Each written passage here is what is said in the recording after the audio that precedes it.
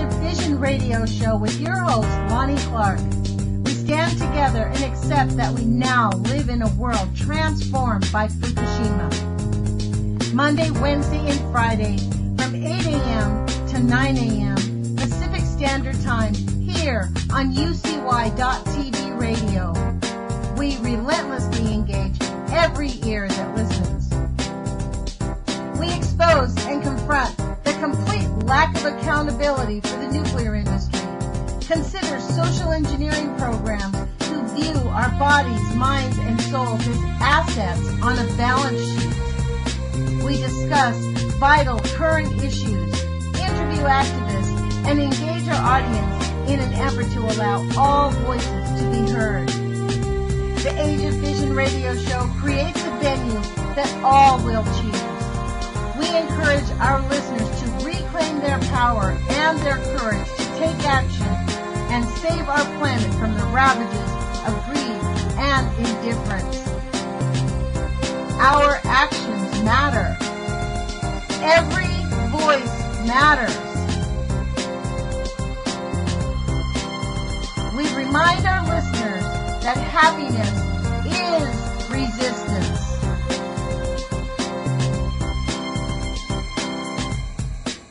Love is greater than fear.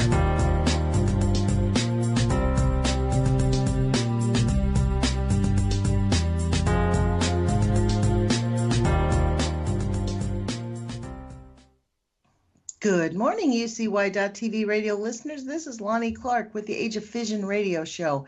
Thank you for joining us again today. Today is February 24th, 2017, 8 o'clock here in the morning in Eugene, Oregon on the West Coast.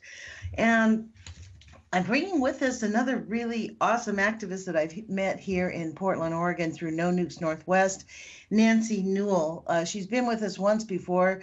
She's a long time, I guess she calls herself an everyday activist. I guess that's what we all should be, as an everyday activist, with her particular focus on shutting down nuclear power. So thank you, Nancy, for joining us.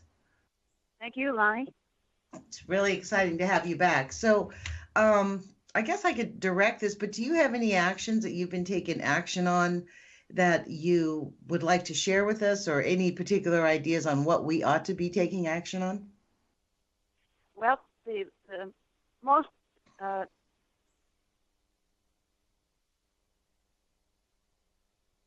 Hello? its operation because of the all the risks that are involved in operating that old 32-year-old plant. There are parts they can't even fix. Excuse me, you're talking about the Columbia Generating Station. You skipped a little bit there. Are you talking about closing the Columbia Generating Station? Yes, and people in the Northwest don't even know it still exists. They think that Trojan took care of all the nuclear in the Northwest, which it did not.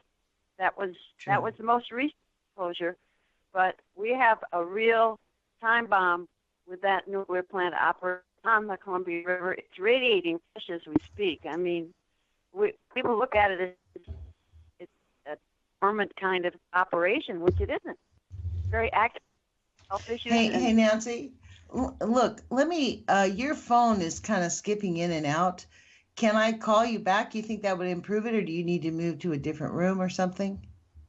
I can try to move to a different room. I'll do that after you're calling me back. Okay. Well, why don't we try you moving around a little bit before I call you right back? See if that helps. Okay, so why don't you pick it up on why the Columbia Generating Station is the most dangerous nuclear power plant in our country? Well, it's operating, creating waste every day, spewing it into our rivers, it's spewing it into our air. Wildfires nearly got to the reactor itself. They would not have sufficient cooling water to cool it, and we would have another Fukushima because it's a very similar design, and it will melt down. There will be no question that that's what will happen.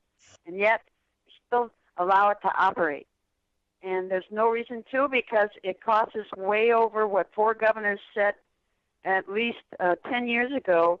The market test, it had to meet the market test to continue to operate in order to be competitive on the market. And it's not.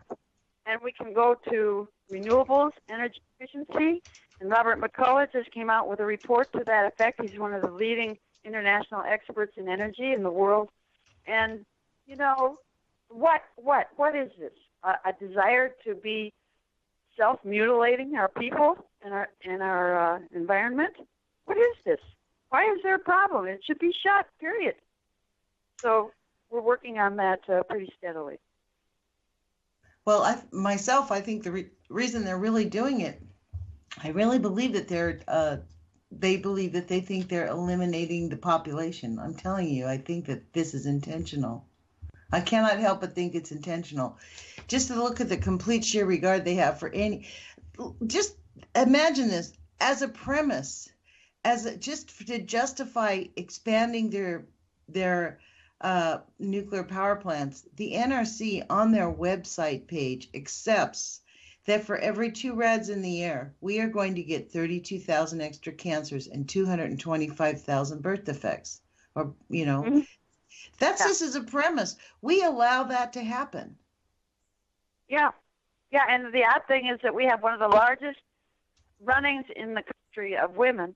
Run for the cure, race for the cure, every summer. And people don't even talk about that plant. And why aren't you preventing cancer by closing it down and taking care of the waste? Well, isn't that one of their wins, though, Nancy, is that they have gotten people to just accept cancer, accept death.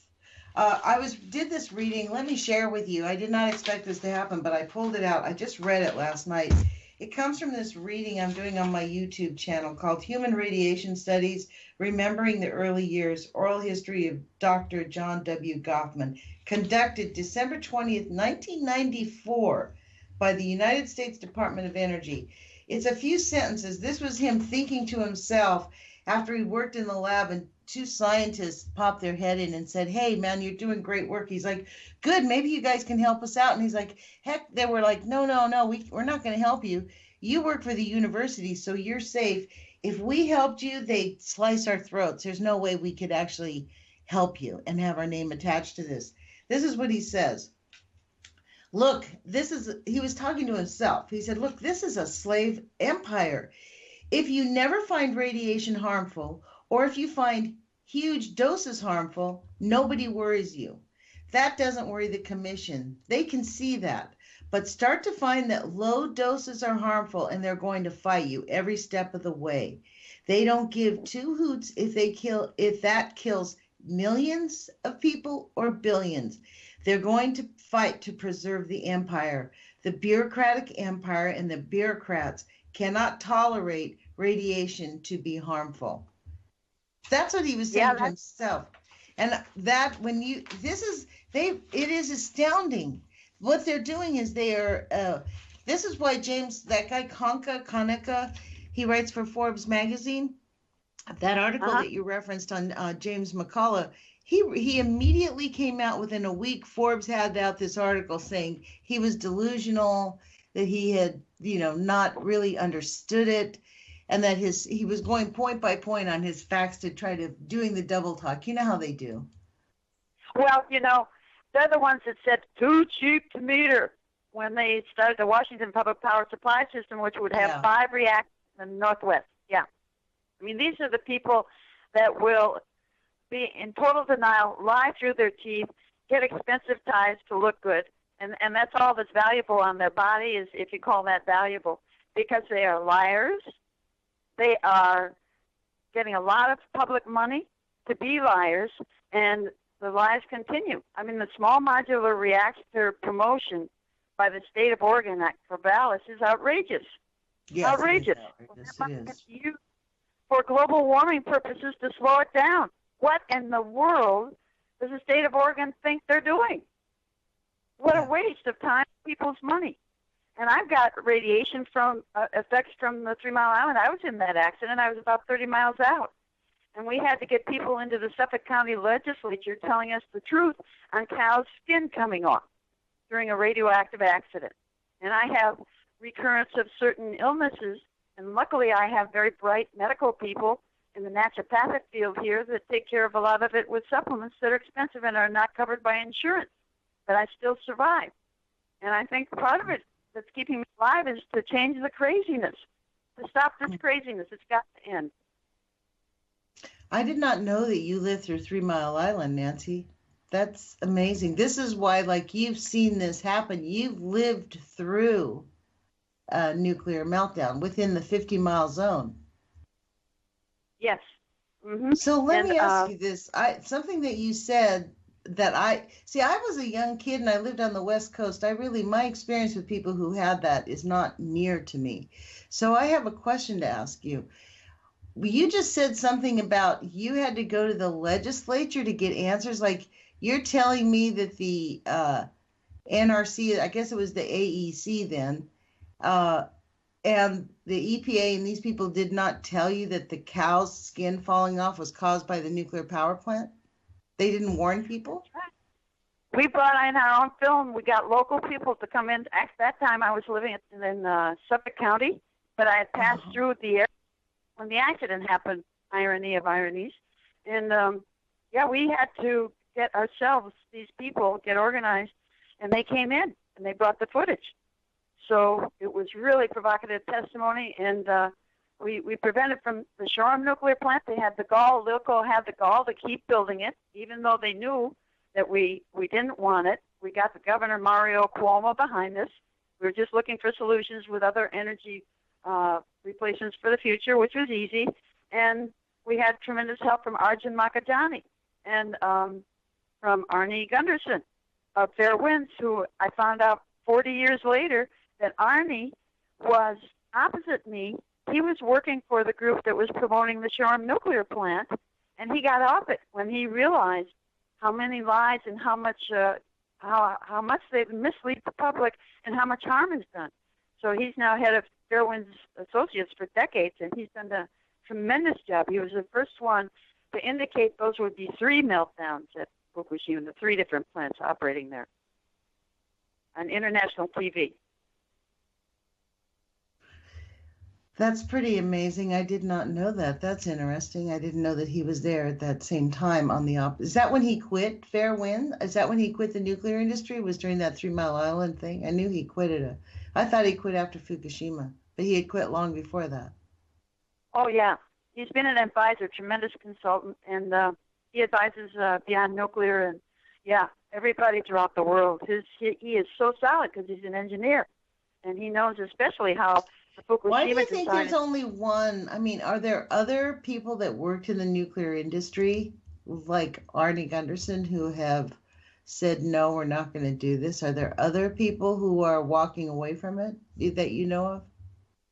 Well, I think possibly David Freeman, who was very high up in the U.S. government, I think, and also with the public power here. But he was definitely part of California, changing its energy picture.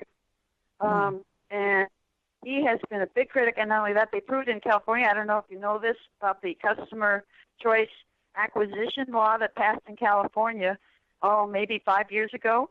And they now have from San Diego to Northern California these setups that are public, and you can literally pick and choose what you want, and it's much cheaper and now energy efficient, and solar far surpasses any other source. You don't need gas. Yeah, they've proven it. And David Freeman was a big part of getting that started. But I believe he was trained somewhat in the nuclear and came out of it as a critic and a much wiser man. So seeing all the things that were going on that were being told that weren't true. Now, who told you things when you were there? I hope you don't mind. I'm going to ask you a bit about this nuclear island exposure that you had there. I mean, you live 30 miles. That's very, very close to the meltdown. So when it happened, I mean, one of the things that you said is the cow's skin fell off, because Mimi Gurman was telling me she's going to be one of the presenters at the PELC panel that we're having on March 3rd. Dr. Helen Caldecott and Donna Gilmore are going to Skype in.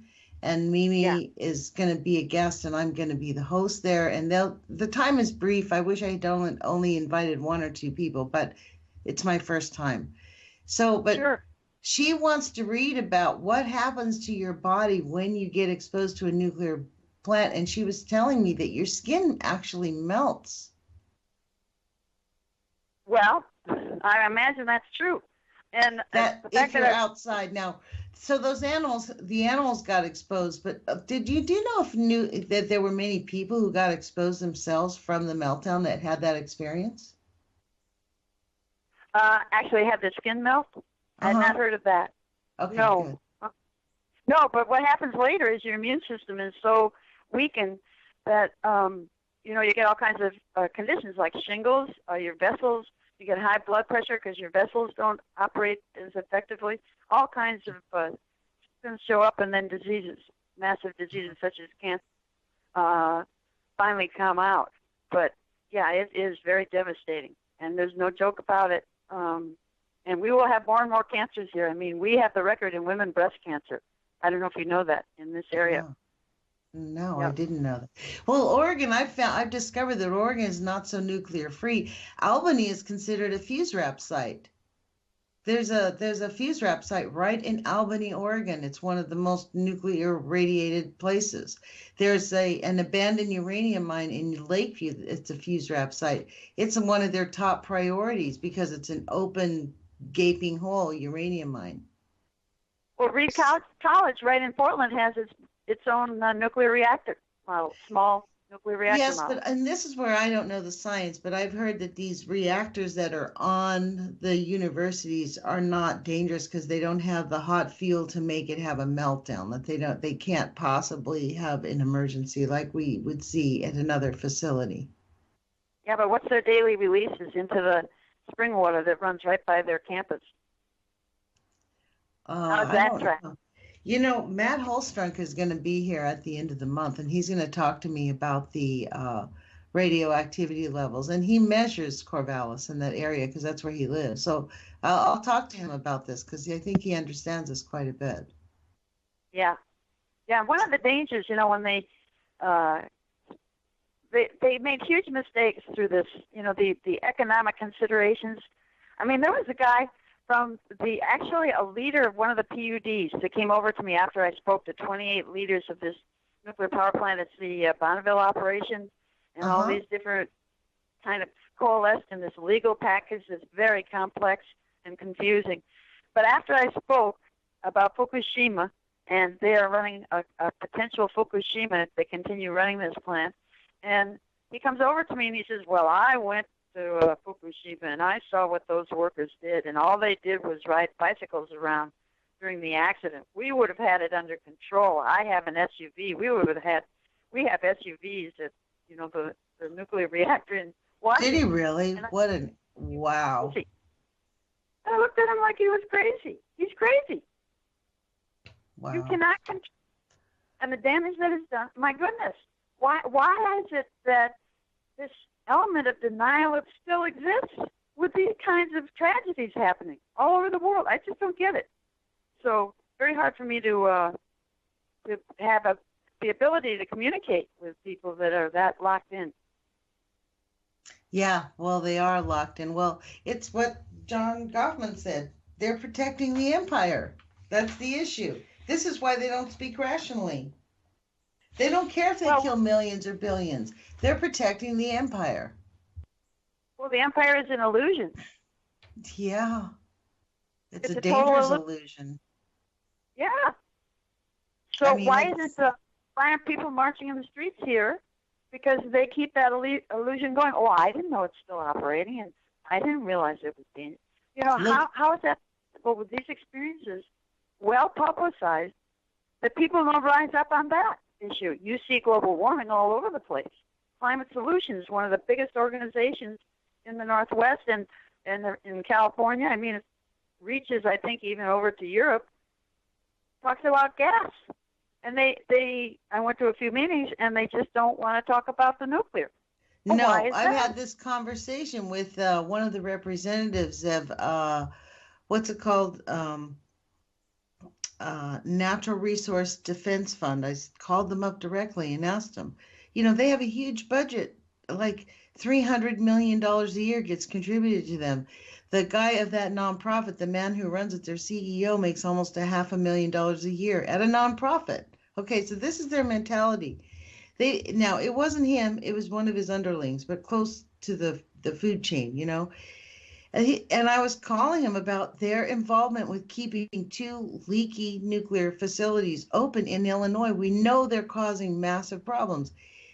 They basically said to me they view nuclear as a more viable solution and more immediate solution to the coal industry. The coal, to them, poses a greater threat because the carbon that it's emitting will cause the collapse of our environment much faster than the harm that the nuclear industry will cause. And I said, that is a false paradigm, because while you're not seeing the effects of the harm it's causing today, the harm is being done. The difference is when coal happens, you see it immediately. Like, it's just a more of an immediate effect, but it's no less detrimental than coal. We ought to be on the same side of the fence. I don't think we ought to be on the nukers, the the nuke truthers and the coal people ought to be on the same side of the fence. Neither one is a viable energy source, period. That's just the way it is. Yeah, and meanwhile, after the accident, BGE went off the plant. The chairman decided, with the pipes being so faulty, good answer. However, the countering answer was bring in Enron, sell the company to Enron. Well, look what happened. I mean, total corruption, gas all over the place, global warming up the yin yang, and Northwest Environmental, what is it called, NWEC coalition.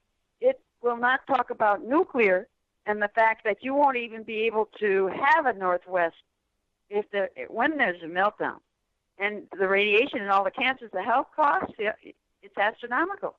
So it's really working against itself as far as that goes. But they are endorsing Robert's latest report, I believe, and I hope that they change some of that conditioning of the thought patterns of the Northwest people that have no idea what's going on with that.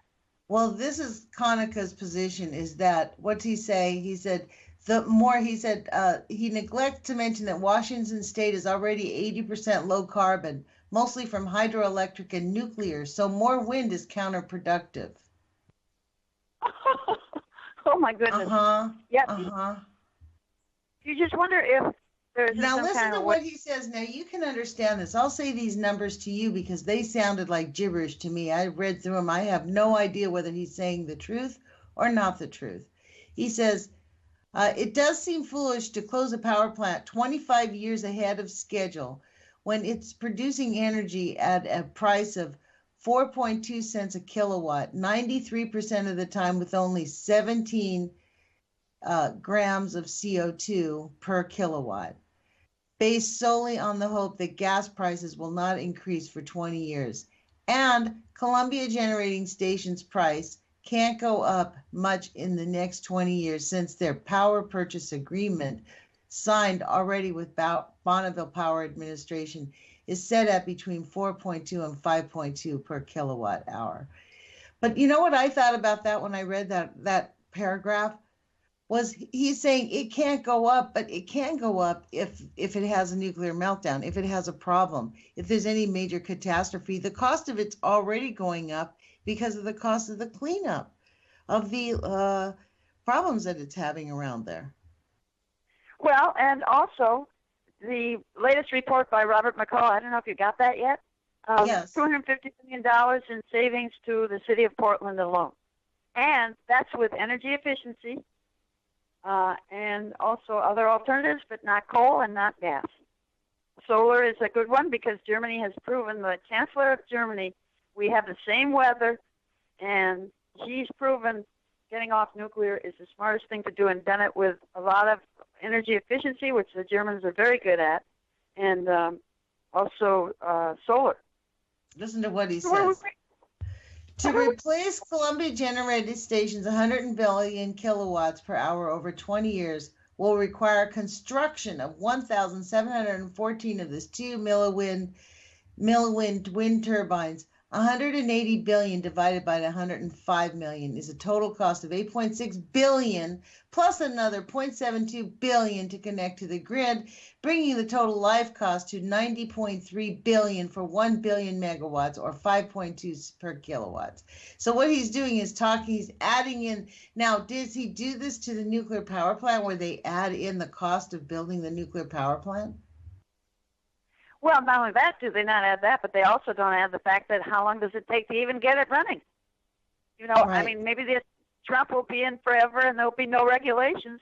Well, there are people that are still regulating in spite of Trump. And it just takes forever because they can't satisfy all the necessities of making it so-called safe, baloney. There's no place to put the waste. This is what he's saying. This is his thing. He's saying there's more wind energy than exists in all of the state of Washington right now, and that took a decade of intense building and a series of subsidies to achieve. Solar is even more expensive than wind. Warren Buffett, don't you love how they use him all the time, recently purchased the largest photovoltaic solar array in Bakersfield. So he talks about all of this, and he's talking about how expensive it is, but the issue is they don't talk about the continuing cost of these nuclear power plants when they have a meltdown. It is going to have a meltdown. It's not a matter of if. It will have one. It's sitting on top of an earthquake. Yeah, well, and it's already causing major damage. They just don't talk about it. You know, I mean, why don't you talk about some of the major damage that you know about this Columbia generating station? Because one of the things I'm doing is I think we need to call up Seattle City Lights and tell them to stop using the energy from Columbia generating station. Well, they already are. You know that they hired a general manager out of Texas who is premier in getting to alternatives quickly and energy efficiencies quickly. And they are working because Suwant was elected to the council, and our Portland labor group gave her a lot of money and a lot of people walking the streets to get her elected. Great credit to them, because we can't get the Washington Labor Council to publicly come on board to close that plant, even though they know it's healthier for most unions not to pay into the expenses of the health care and the cost of operating that plant. But I think that will happen in the very near future. But yeah, they're sensible now. They're coming into the wiser end of the spectrum and long-lasting and sustainable. What's wrong with that? Which is why Forbes is coming out with this pretty hard-hitting article. The McCullough reports make a big deal about other nuclear plant closures in the country as supporting of the shutting of a Columbia generating station. And this is what he says. Unfortunately, he misrepresents those closures. He cites Pacific Gas and Electric's recent announcement to phase out its nuclear reactors at Diablo Canyon in California over the next decade under a proposal jointly made with anti-nuclear groups. McCullough claims Pacific Gas and Electric will be replaced this nuclear energy completely with gains in efficiency and renewables, but the proposal's details do not say it at all. In fact, it calls for implementing renewables and efficiency equal only to a quarter of Diablo Canyon's generation. So this is how the nuclear industry makes. You asked me earlier, you were making a rhetorical statement like, why aren't people in the streets? This is why. It's very easy, timed.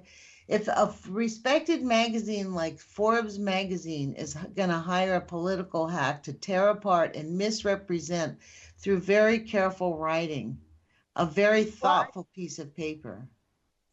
Well, you know, I mean, Duke Energy, for heaven's sakes, that's one of the biggest energy operators in the country. And the CEO, if they want to tell the truth, call him up. And he's so criticized anybody going into nuclear at this stage. And he's also going into alternatives and energy efficiencies. So, you know, Forbes magazine is not a representative of honest and clear thinking on what the energy future holds for the U.S., especially in the Northwest, because we got one of the best experts in the world that's come out with the best report you could ask for and has proven that it's easily done, and let's start doing it. What are we wasting our time for? I mean, don't go into small modular reactors. I went to the legislature, and this was about, I think, a year or two ago, and they were trying to push that again to keep putting money into the small modular reactors that Governor Kitzhaber had put into, right, at the Corvallis campus. Mm-hmm. So I went down to the legislature and did testimony, and most of them didn't even know what low-level radiation meant. But Right. what was the economics. And the chair of the committee refused to let me continue to start my testimony because I had gone out way ahead to the bathroom and come back into the room. So she actually broke an ethics rule by refusing to do that. So she got up, and the guy from Hood River, who is pro-nuclear, got up and left the room. The rest of the people stayed, Republicans or otherwise, and listened to me. And they voted not to continue funding the SMRs. So, you know, there are people that are thinking on the ground that are starting to really get it. And even though it doesn't show in the general public, I mean, the general public certainly reacted to Fukushima, but they don't realize the plant exists up there. So the hardest part is making sure that people realize that that is very much there and very dangerous. Yeah, it is there, and it is very dangerous, and it does need to be stopped. I mean, that is really, I personally believe it's like one of the urgent things that needs to happen is that happens before we have any type of I mean, could you imagine this government's response right now if we had an emergency? It's in such disarray. Oh, boy. Yeah, they wouldn't know what they're doing. I mean, seriously, I would not want to trust them. So let me ask you this, Nancy. What do you know, Fukushima's been going on for 6 years, right? And it seems seemingly worse ever. I mean, like, can you comprehend? You've been paying attention to this nuclear stuff, I guess, since 3 Mile Island. I imagine that's what made you an activist, an everyday activist when you realized what happened there. But why well, on not fair earth? to our, it's not fair to our children. It's not fair to our children. Come on. Our grandchildren. Exactly. For us. Yeah, go ahead. Well, you're exactly right. It's not fair to our children and to our grandchildren. It's not fair to anybody. So the question is, why on earth do you think that they're ignoring it? What do you think the reason is? You've been doing this a long time. I'm asking you because you know the meat, you know all these people, you know all these agencies. Why do you think they're completely ignoring it for 6 years? And why on earth are we having an Olympics there? Well, there's a lot of people vested in their careers and the salaries and the work that they do and transitioning. They have not trained themselves. They should be, but the Navy got smart in California, and they're transitioning 3 bases to solar in California and San Diego, 3 major bases. So that's happening. But I think that there are reflections of, and we have control of the media so much today, but there are deep reflections and convincing reflections of the change that's happening. And it's happening so fast in California, and it will impact the Northwest for sure, because they have excess capacity. These people that have the CCAs are now sending us on the grid their spare electricity from California. Can you believe that? Yeah, no, I did not know that. That's amazing. Every day. And they're so efficient now that they give high-quality results. So we really are the slow-down dinosaurs again. And that's what we were when we introduced 5 nuclear plants with Dixie Ray, the governor of Washington, that Washington Public Power Supply System. And there's a guy named Daniel Pope who came out with a really good book. I believe he's out of Eugene, called Nuclear Implosions, the Washington Public Power Supply System. And that is absolutely devastating as far as their performance and continuing. So luckily, 5 of them were built, 2 were constructed. That's the only one that's produced electricity, is the one we're trying to get rid of. I mean, it's no longer functional. It's no longer, they bought these fuel rods that cost them another, I guess, almost $100 million that are worthless, and they're storing them. I mean, wow, nobody really? wanted those. Yeah. Paducah. Why did they buy them? That's ridiculous. A deal between a Kentucky congressman and something Bonneville Power and the Energy Northwest. A Kentucky congressman? Yeah, wanted this deal to happen. Because they're dying out there with some. But yeah, so That's in Robert's book as well. And my friend Dan Berman, who owns the Sun, tell us the name of that book again. What's it called? Nuclear Implosion, you said? Yeah, Nuclear Implosions, Washington Public Power Supply System. Yeah, let's see if I can find it. Okay, go ahead. I'm sorry to get you sidetracked. Yeah, and so, I mean, it's just so awesome in the era we're in many ways. You know, the doom and gloom, yes, that's important as far as all the very serious problems that exist. But there are answers, and every day people are coming up with more answers and proving it. So we've got to just do it. Keep doing it. You think it's really just about them defending the empire, isn't it? That's really what it's about. That's actually the real reality. They know that it's causing harm.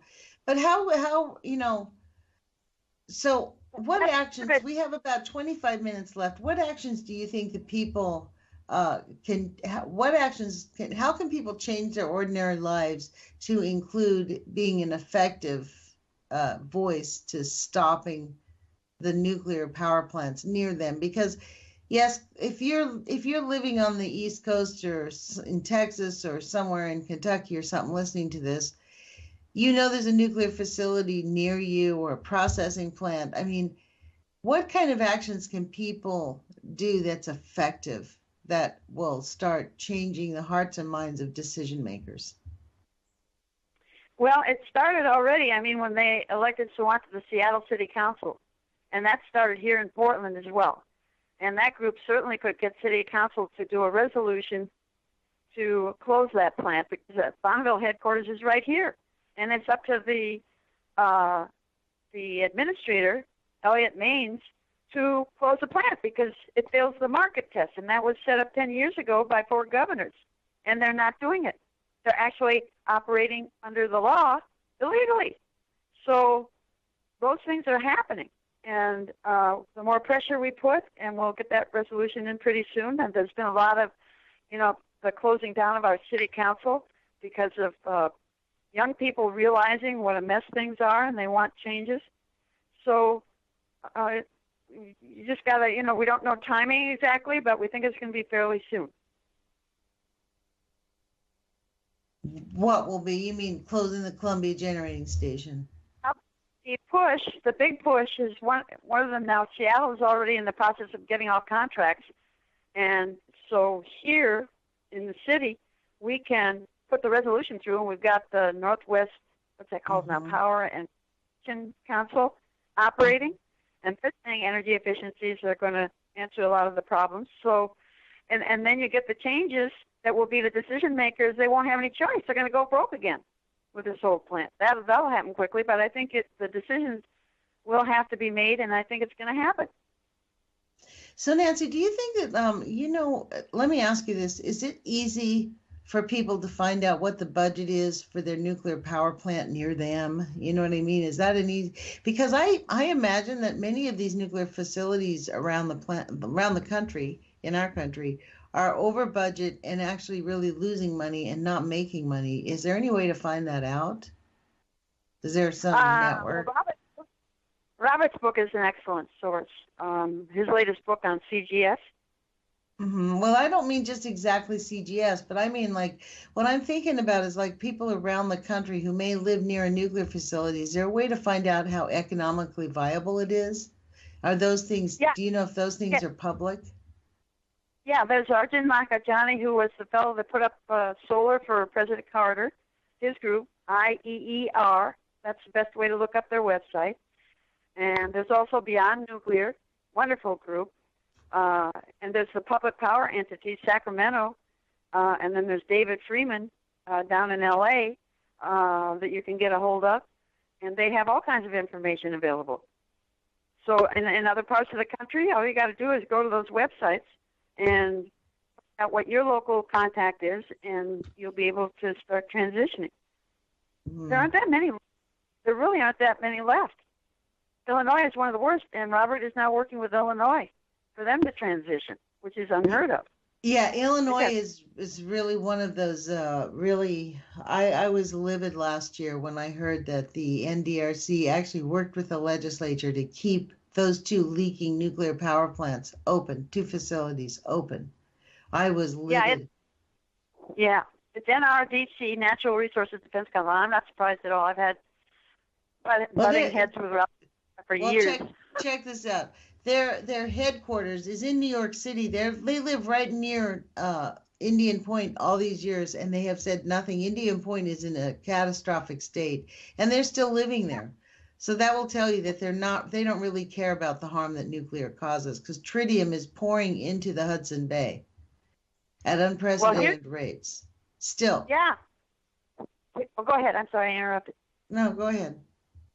Well, I was going to say, Mario Cuomo worked with us. Shoreham never operated. They took it down.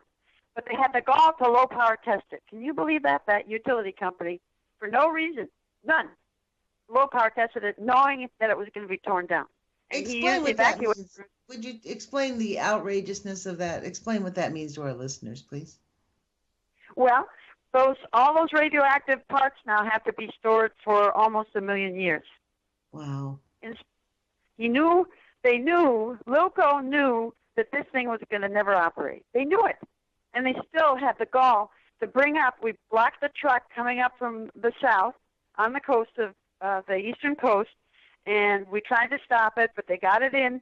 And it was a couple months later that it was announced it would not be allowed to operate under no evacuation possible on Long Island after the 3 miles. Which nuclear facility is this? The Shoreham, was to be the Shoreham power plant. So they fully built it and lower power tested it in spite of all that. That is how arrogant and cruel these people are. There were 25 of them came into the little Suffolk County legislature, which is at the eastern end of Long Island. And this is after 3 Mile Island, testifying totally false information, totally false. And it was horrifying. So that certainly added to my dedication of working with people. And Dr. Helen Caldecott came in from Physicians for Social Responsibility, and also Arjun came in with testimony. And we had other people from 3 Mile Island. It was very convincing. So we did a really good job.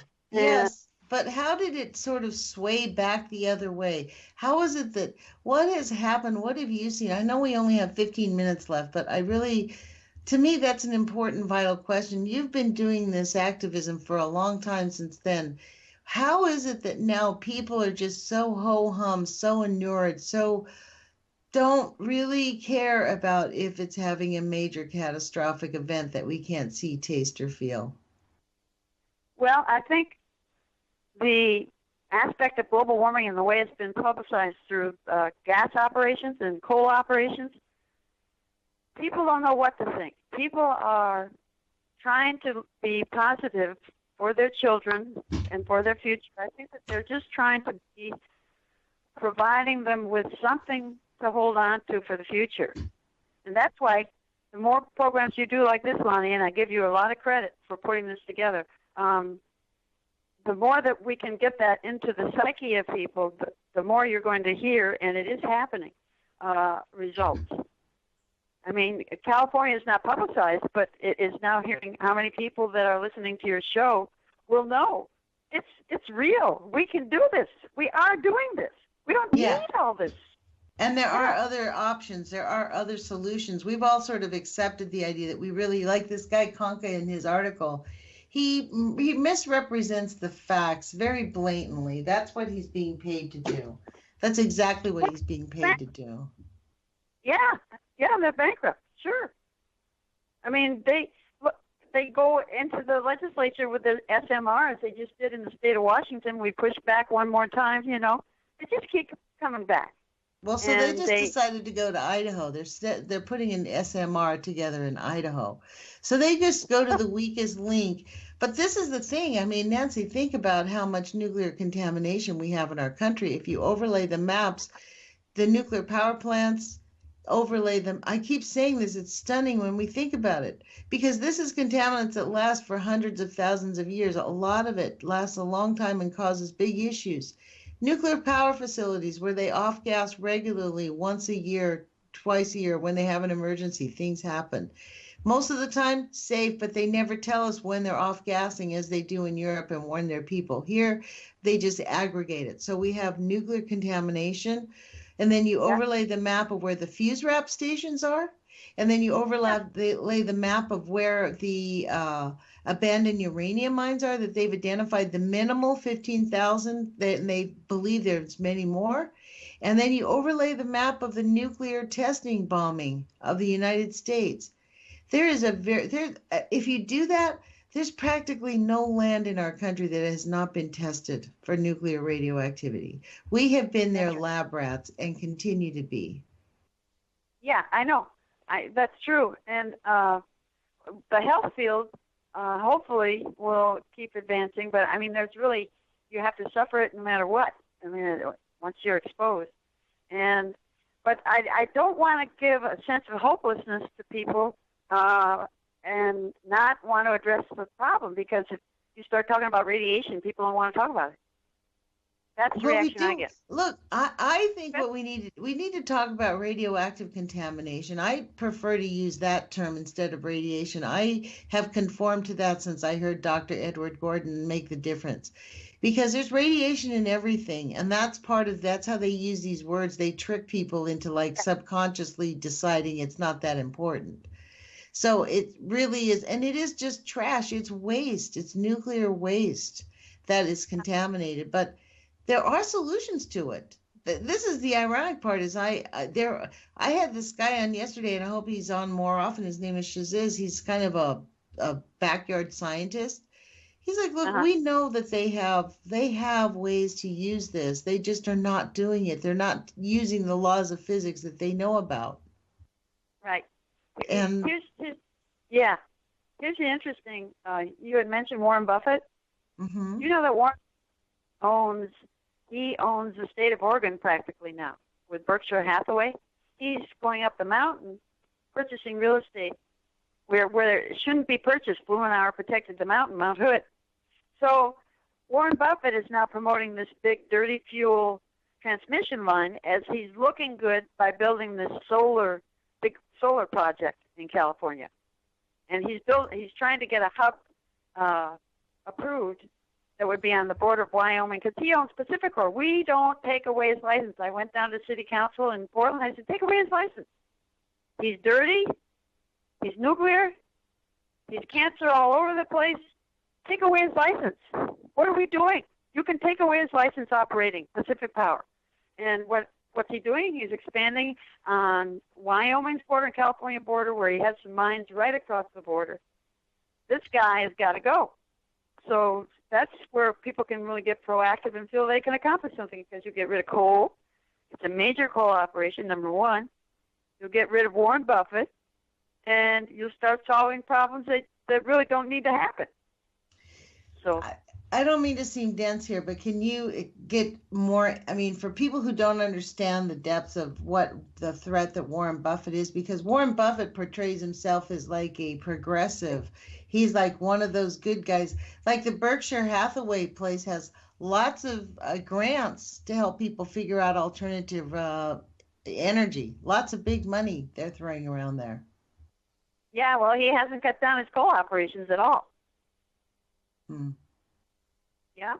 He doesn't plan on cutting them down. This is the issue. They have no intention. They are defending the empire. I mean, Goffin, when I read that last night, it really blew me away. They know that it's going to cost millions and possibly billions of people. It's going to harm them, for sure. They know this. But they're defending the empire. Yeah, here's the irony of Warren Buffett.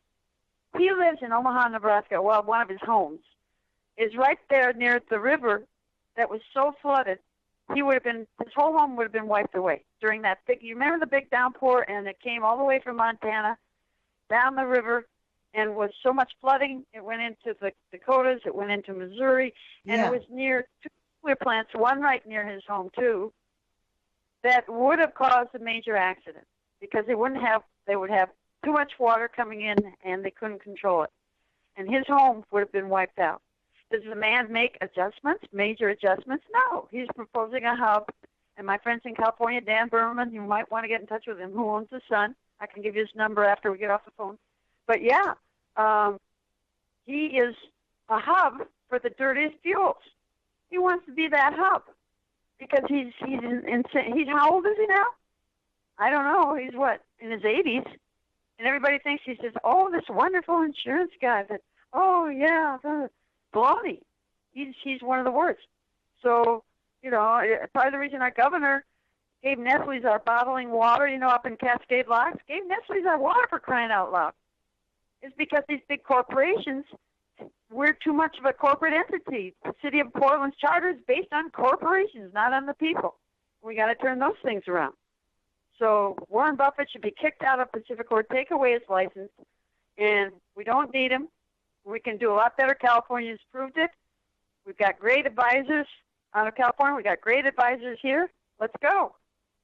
Well, I think that's really one of the main primary things that we need to do is remind our elected officials that we are not a corporate entity. We are not. Our government is not. I heard Senator Enzi say, well, the United States is one of the largest corporations on the planet. It's a big budget. We have a lot to deal with here. And I called him immediately and left a message and said, no, we're not a corporate entity. We're a large government entity. This is with this conversation yesterday about deconstructing Washington.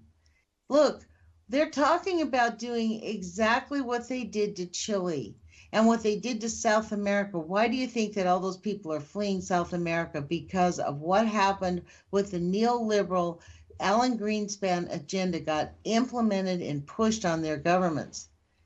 They deconstructed their social service system, their public education system, their medical systems. Argentina, if you get sick in Argentina today because of the crisis that was caused by this, they like to blame it on Hugo Chavez, but Chavez was piecing it back together until they killed him, and then corruption took over in his country, which is exactly what happens with neoliberal agendas.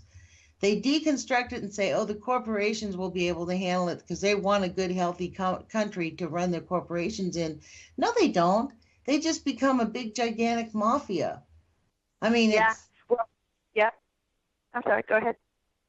It's stunning to me because this guy, Warren Buffett, he portrays himself to be a so-called liberal, and yet behind the scenes with this, what you're saying, essentially talking about Berkshire Hathaway invading Oregon, is that they plan on doing what? Mining the hills of Oregon?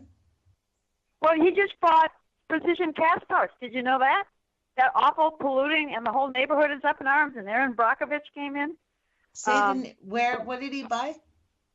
Horrible sickness, and he buys it after he knows all this. But he owns it. What area? It's in the southeast Portland. And what did he buy? Say it again. What's that?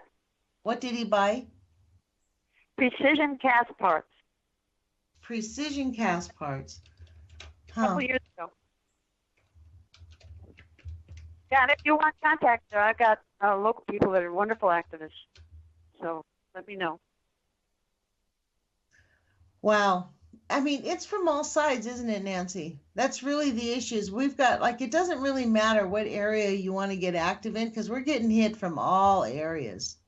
That's right. I mean, that's the thing. It's a cacophony of just, overwhelming people with so much corruption. And Precision Castparts is Titanium Metals Corporation. They make titanium stuff there? Yeah, I believe so. But they use nuclear. Talking cancers, and more cancers in every age group. Yeah, well, that seems to me because it seems like they're using highly toxic parts there. Like maybe do they use radioactive contaminants there? Our own oversight group, the DEQ, I guess, the oversight did not enforce the fact they had to put in very simple, not that expensive filtration systems that would filter that stuff before it got to the air. Wow. And the water. There's also a stream there. Yeah, for years, complete failure on the part of politicians, on the part of the state of Oregon. Horrible. So finally, there's this big uprising. You talk about public awareness. And it causes not just cancer, it causes nervous system damage, it causes all kinds of things. So that's happening. And, people just got to stay with it and keep courage, just like we did on Long Island, and we finally took it down. I mean, that was a major thing. But I wanted to tell you, too, the son is the governor of New York now, Andrew Cuomo, and he wants to close Indian Point. But he doesn't want to close 9 Mile Point. 3 of them, I think, they're on the river up there. But, yeah, he's going after the Indian Point for sure. Well, he needs to go after Indian Point because it's a complete toxic mess. I mean, oh boy. Yeah. Yep. You're like, yeah, they all are. I know. They all are. And we compare notes so that I give them the latest and they can use it. So that's good. We are an example. We really have shown with Trojans, and I give a lot of kudos. That was a tough decision on the part of the chair with the environment that was existing at that point and all the lies. He did a gutsy thing. He made a big mistake by the Enron sale, but yeah, he learned his lesson on that one. But it's life goes on, and we keep trying to improve things, and I think we can. I think we just, as long as we breathe, we got to do something, and that's what we do. And we don't get published, but with your show and others, it's happening that people know. Yeah, well, this is the thing, and I do hope people actually share our podcast and share our show with their friends. Our station has a whole diversified group of different hosts, so if you look at our posts, there's a bunch of different other shows with different viewpoints, and I appreciate that. I can't say I always agree with some of their viewpoints, but I appreciate allowing people. That's why I really appreciate Jules, the producer of this radio station. She put it together and really has a wide variety of people whose opinions are being heard in the way without filter, non-commercial free, and allows our guests to say what they need to say in the way that they want to say it. I find it to be a very unique venue because there's really no pressure. So, one of the things, let me just do this. Let me plug our radio station, www.ucy.tv. It does run on contribution, so if people want to make a contribution, please do. And you can also go to, if you're contributing, you can go to No Nukes Northwest. It's No Nukes, NONUKESNW.org. If you spell it out, you get a different website. That's the nonprofit that was formed to close the Columbia Generating Station and bring awareness to it. So it is a formal 501(c). So, but please do share this radio station and our podcast so that people can hear these great interviews with these activists and people who have changed their lives. How many years have you been doing your everyday activism, Nancy? 40. 40 years. Yeah. Yep. I'm one of those, tenacious ones. And I always have hope. But here's something out of Washington, too. The reason that they are more nuclear is that they have that whole culture of the Trident submarine up there at Tacoma. Think about that. The nuclear, they're nuclear-fueled submarines. So think about that and how much that infiltrates the whole way of thinking in the state of Washington, those small areas. And that's true. And plus, their Senator Patty Murray, her dad worked at Hanford. She likes the nuclear industry. She thinks it's okay. But look, Nancy, we have about 30 seconds left. Boy, has this hour gone fast. I hope you'll join us again. Okay. Please say yes. Well, I will. Well, you know what, you guys, you've been listening to Nancy Newell, as she calls herself, an everyday activist with a focus on shutting the nuclear industry down. Thank you, Nancy. I appreciate your 40 years of activism. This is a woman who has put on her courage feet. And you know what? She believes in happiness and optimism, and so do I. So we'll talk to you guys soon, and put your courage feet on. Take care.